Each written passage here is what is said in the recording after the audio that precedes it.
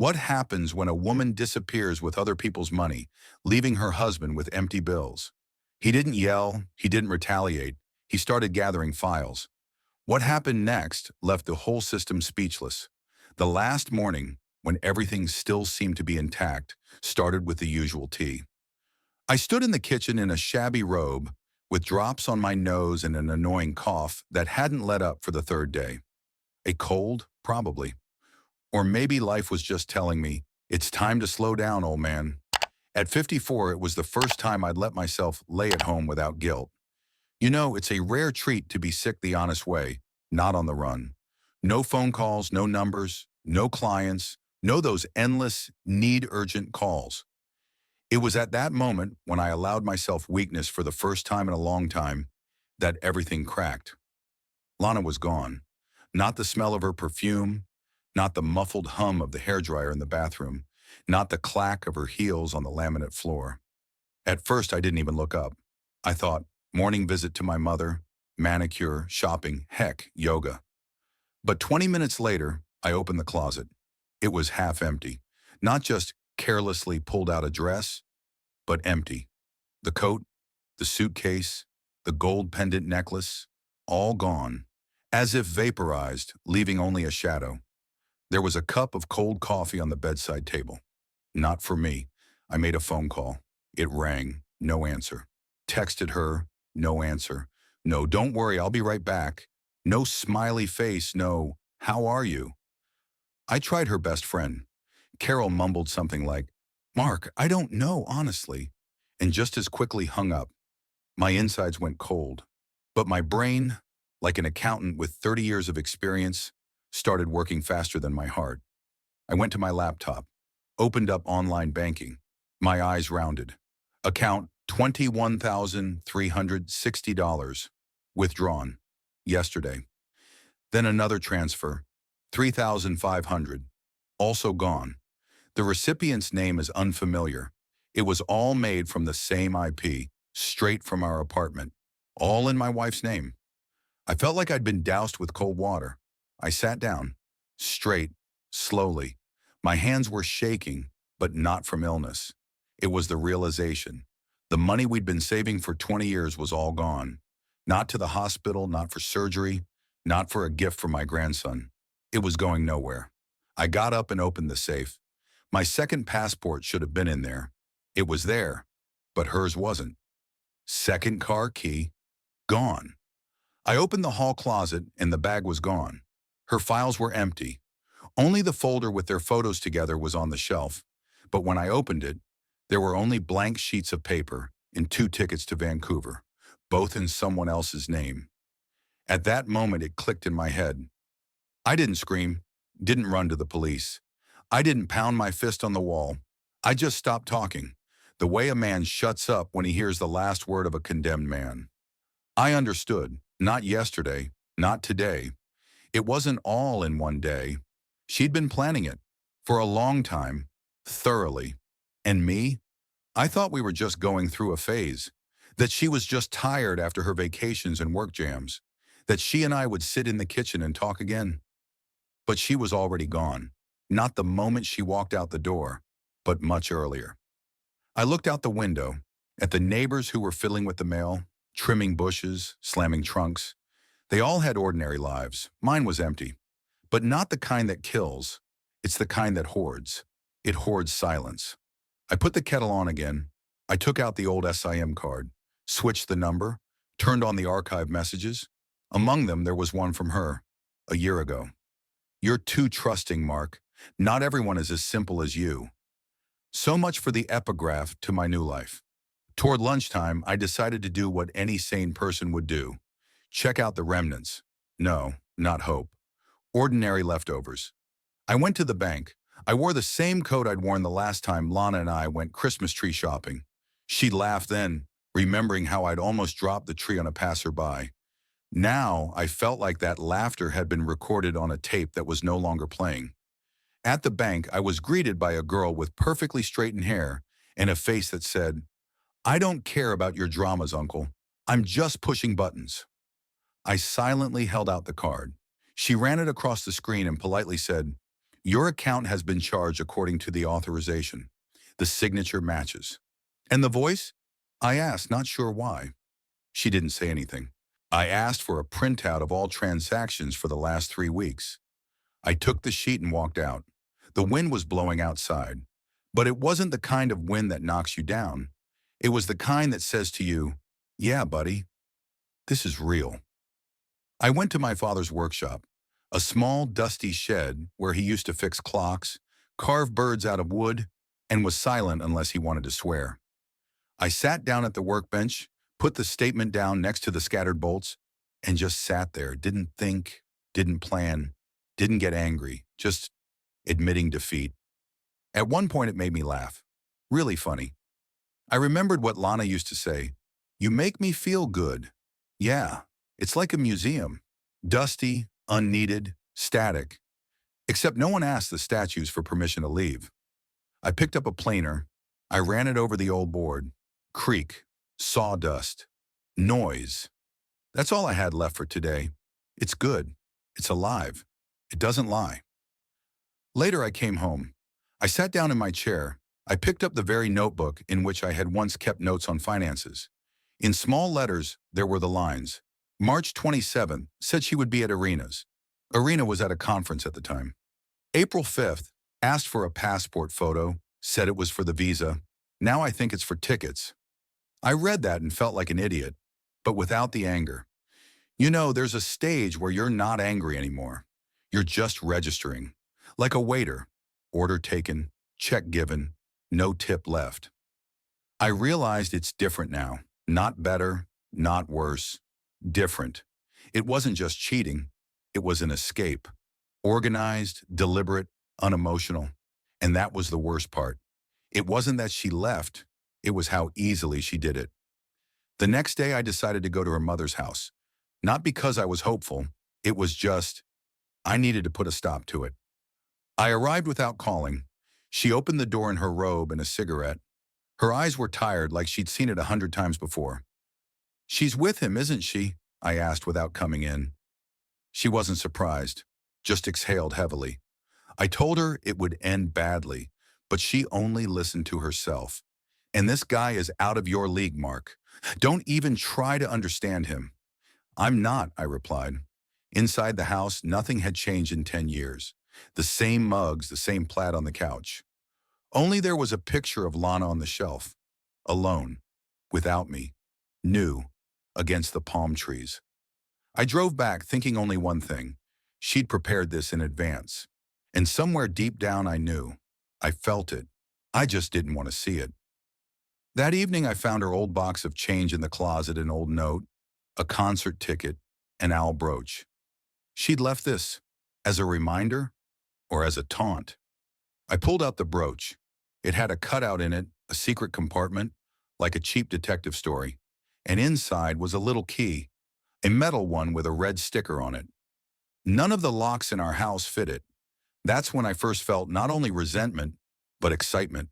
Not revenge, not anger, but a desire to get to the bottom of it. Not to get it back, but to understand. I didn't sleep that night. I sat with a notebook, old letters, phone numbers, passwords. I didn't make plans. I faced my life. No illusions, no hopes. Just the facts. And you know what? It's not destructive. It's liberating. I didn't know where she was. I didn't know who she was with. But what I did know was that I wasn't going to be a victim. Not tonight, not the next morning, not ever again. I sat by the window, drank my cooled tea, and watched the neighbor across the street try to level the mailbox for the 3rd time in a week. It's funny, people cling to order in the smallest things when their real lives are in tatters. I've been thinking about me and Lana. No, not wistfully, more like an accountant doing a balance sheet. Gains, occasional trips, nights out. Losses, trust, money, years. The balance is negative, and with a bang. I remembered how we used to dream of a little house by the lake, and now she's out there with that good-looking way out, and I'm here, alone, no lake, but with a kettle and a head that's finally clear of illusions. I don't know why she left now. Maybe she realized I'm no longer someone she can fool around with. Or maybe it's because a snake only bites when it's sure you won't move. Ironically, I, who always thought ahead, was the last one to realize that everything had already been decided for him. But you know what? That was the morning I wasn't afraid to be alone for the first time in years, because worse had already happened. I turned off the light, I closed my laptop, and for the first time since this whole thing started, I fell asleep. What happened next changed everything. You don't want to miss how it unfolded. There comes a point in life when you're not in pain. You're interested. I thought I would go through it as an adult. You know, like in the movies. A heavy stare out the window, a lonely coffee, philosophical musings, and then a new life. Uh-huh. In reality, it looked like someone had knocked the chair out from under me, and I was still on the flight trying to find a reason to forgive. The third day after she disappeared, I woke up to my own breathing. That's what happens when your brain suddenly decides, you're still alive, so get up, smartass. I stretched, looked up at the ceiling, and realized there was a new level in life. Welcome to the game where your wife disappeared and you're left with receipts and questions. My first thought was not of love, not of betrayal. Yeah, so she knew the passwords, and to the bank, and to the post office, and to the old insurance policy I never canceled. It wasn't a betrayal, it was a robbery with inside access.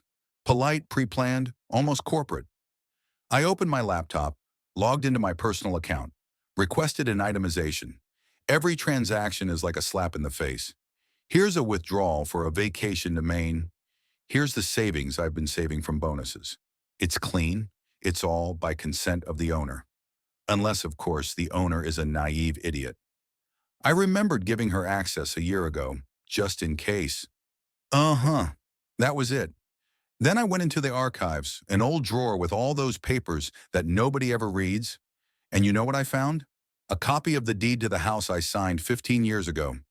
It had a weird note on it, her lawyer's initials. I didn't pay much attention at the time. Trust, they said. Shared decisions, they said. Trust isn't when you sleep well. It's when you don't get your life blown up while you're sick. I sat down, opened a notebook, the same one where I kept my finances. Next to it was a separate section. Questionable days. I started writing them out. March 5th, she said she went to a friend's house. The friend was sick and wouldn't go out. March 19th, came back with flowers even though it was a Tuesday. Never brought flowers on a Tuesday. March 22nd, laptop suddenly updated and lost all my saved passwords. You know, when you put that into a spreadsheet, it all makes sense. It's even too clear. I called an old acquaintance I used to work with in audits. He still had access to corporate databases. Said, give me a name. I'll see where your dollars are going. I did. 24 hours later, he sent me a screenshot of a company in Nevada. Name's Foresight International. On paper, it's an electronics retailer. On paper, zero reporting. Closed 2 weeks ago. Principal is one John Hale. That name didn't ring a bell until I found his picture. He was the same guy I caught a glimpse of once when Lana was driving her mom's meds. I went out on the porch for a smoke. The car was expensive. Too expensive for someone who just happened to give me a ride. I didn't call. I didn't write. I started packing. Documents, transcripts, photos, old passwords. And you know what? I started to feel not revenge, but pure, quiet anger. Cold. Exact. The kind you feel when you stand at a broken door and suddenly realize you have something to lock it with. And then they came to see me. Not her. Him. A guy with glasses, 30s, smiled like a mortgage manager. First he said, we're just trying to keep you out of the past. It's not yours anymore. I looked at him. And the bank is still mine? He smirked. Don't be silly, Mark. That's when I realized. This wasn't just an escape. This was a scheme, an elaborate one. And in it, I was supposed to be the one who didn't catch up. I closed the door, tight. Then I took that key out of the brooch again, and I realized where I'd seen it. An old warehouse near the border. We'd rented it about 10 years ago to store antiques. Then we forgot about it. But the key was still there. I drove there. Through dust, cobwebs, cold and rust. And inside nothing. Almost nothing. Except for one plastic container. In it, a box. In the box are papers. In the papers is her handwriting. If you find it, you've got it. So much for her romance. Spy games with mortgages and other people's bills. What about me? I stood there and all I felt was that I was back. A day later, I went to see a lawyer. Not the family friend kind, the one who had won cases against banks, employers, and ex-spouses when everyone else had given up. He looked at the papers, nodded, and said, "You have a better chance than 90% of the people who come to me. You've documented everything." "Yeah, that's what I am. A spreadsheet romantic," I muttered. He grinned. "It's hard not to respect you, Mark. But I'm warning you, this is not going to be a quick fight. I've got plenty of time." When I walked away from him for the first time in a while, I had something resembling an expression on my face. Not a smile, not even relief. It was the realization that now it wasn't me running after justice, but it was starting to turn around and face me for the first time. I got home, sat down at the old desk, turned on the lamp, and started making a list. Not out of revenge, out of pure curiosity. Who else knew? Who had helped? Who made eye contact and lied? First on the list was her cousin, who once dropped us off at the cottage. Then her friend Carol. Then the insurance man who'd suddenly started double-checking the week before Lana disappeared. I didn't feel like a divorced husband. I felt like an auditor who spreads out a chart in Excel and realizes it wasn't a mistake. It was a calculation. And then, like a cheap thriller, I got a letter. In the mail. Real mail. An unmarked envelope. Inside was a picture. Me and Lana. It's old.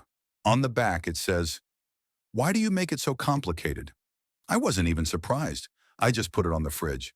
As a reminder that I'm not the one making it complicated. This isn't revenge. It's a return to reality.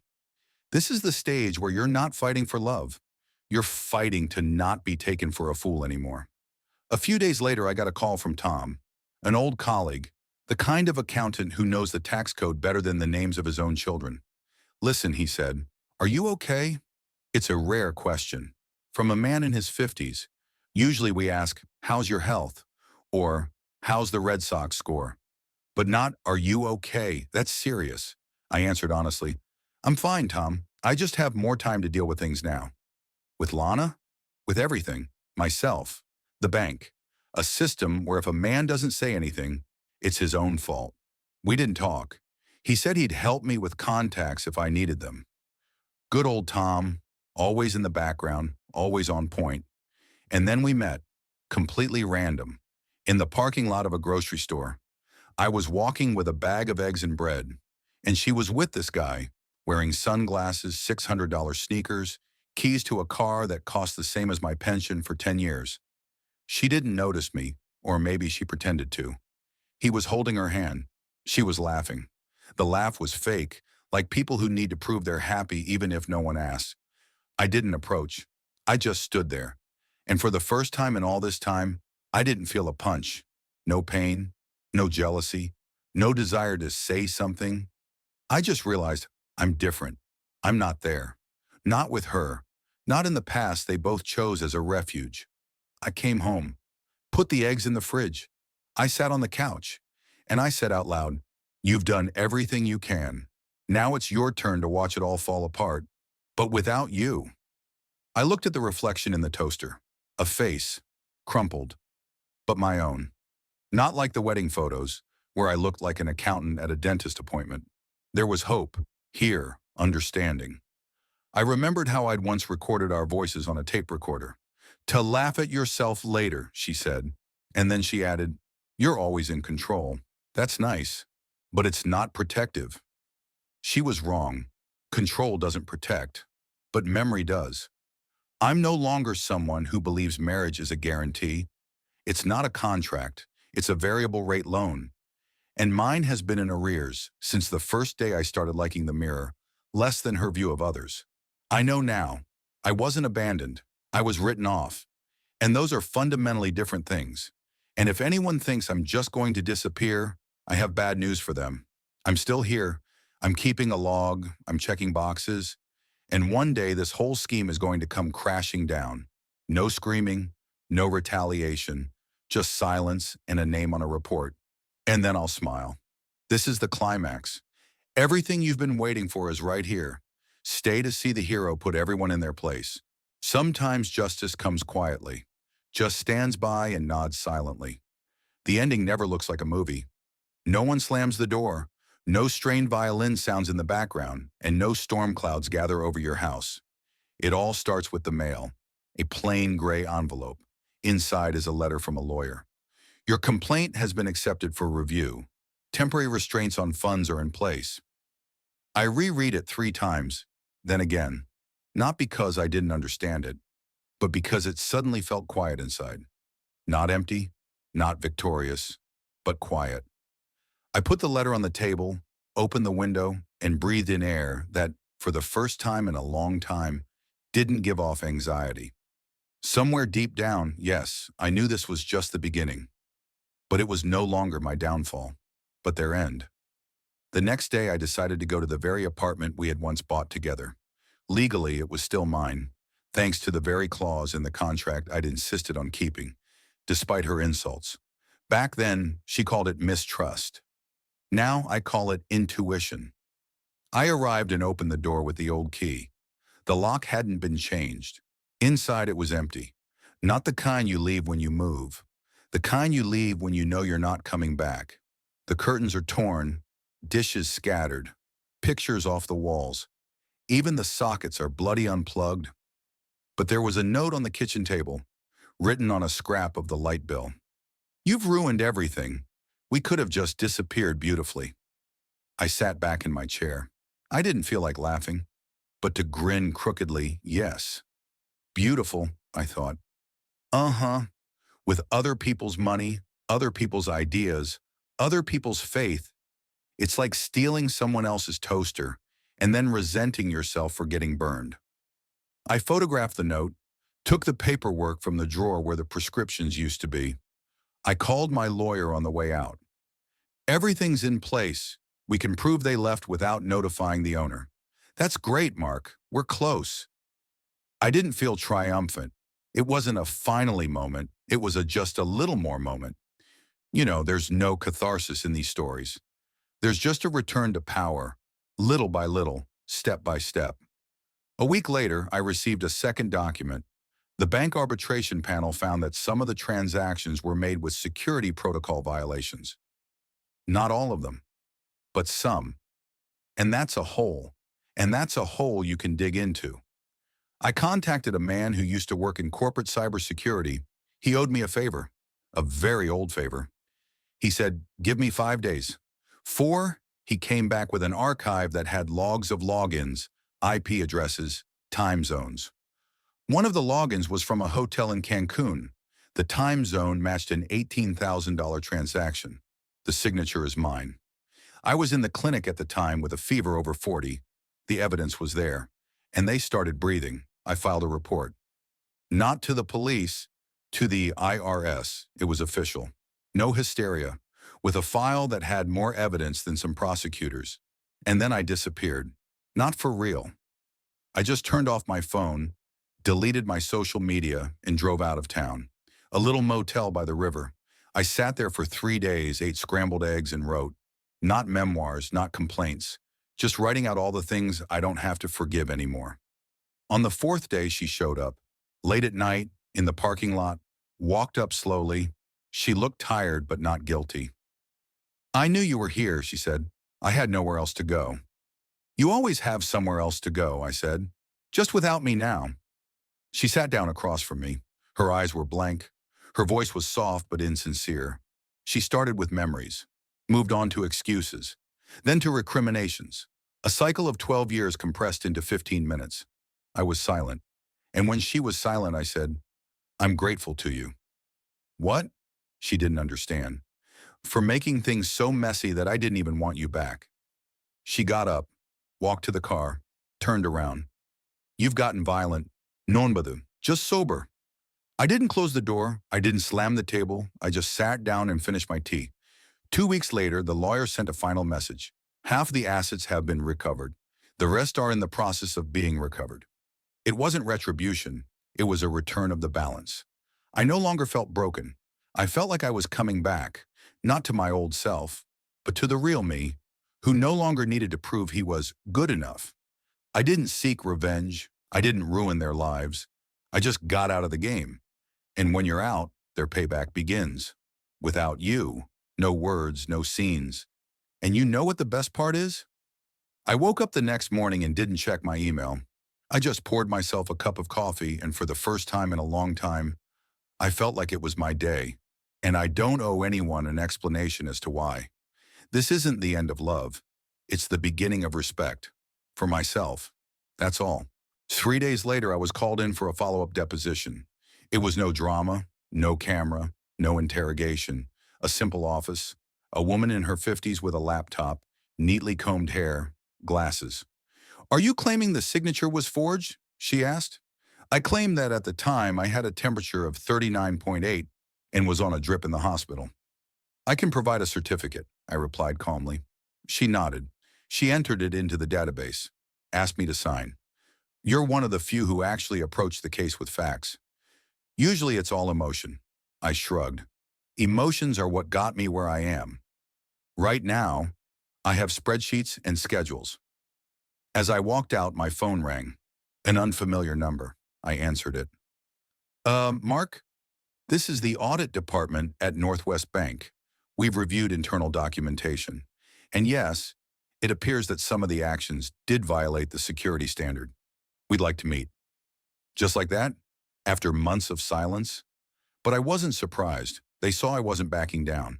And when a client doesn't back down, the bank starts to think. Not because they're embarrassed, it's because it's cheaper to settle. The meeting took place in a muffled conference room. Kettle, folder, lawyer. Yeah. "We want to settle this without court intervention." "I want what belongs to me returned," I said. "We are prepared to offer compensation." I didn't smile. I just nodded. "Papers to sign." The lawyer looked it over. "It's all compliant." I signed it. Not because it's over. It was because I was tired of waiting for someone else to admit you were right. Later, I sat in my car. Didn't turn on the engine. Just stared ahead. I realized I hadn't won. I just survived. And that's damn well enough. Now let them explain to themselves why he, the soft one, suddenly became the one who doesn't forgive. Because there are some things that don't require revenge. Just closure. After a month, everything went quiet. No new letters came, no phone calls. Only once, a text from an unknown number. "I'm sorry if you can." I didn't answer. I walked around the market. I bought apples, I drank coffee in a plastic cup. Watched a man my age pick out flowers. For someone who is probably still around. That afternoon, I decided to go back to my father's workshop. Grabbed an old toolbox. Started assembling the shelf I never finished 2 years ago. I worked in silence. No thoughts. Just wood, nails, hands. Then Tom came in, the accountant. Brought a jar of jam. He sat down next to me. "You've changed," he said. "I've become me," I replied. He nodded. We were silent. In the evening, I sat down at the table. There was one word on a piece of paper. Enough. I crossed it out. I wrote another. I live. I didn't need more. I didn't get it all back, but I got myself back. No discounts, no expectations, no if-only game. And that's the one win you don't have to pay for. And if someone asks me tomorrow how I survived all this, I'll answer simply. I learned to see farther than she could run. Sometimes life doesn't give you revenge. It just gives you back the silence. No explanation, no fanfare. It just puts you in the center of the stage and says, you are not an audience now. And that's when you realize justice isn't about punishing the guilty. It's when you no longer carry around other people's mistakes. That's when a new chapter begins.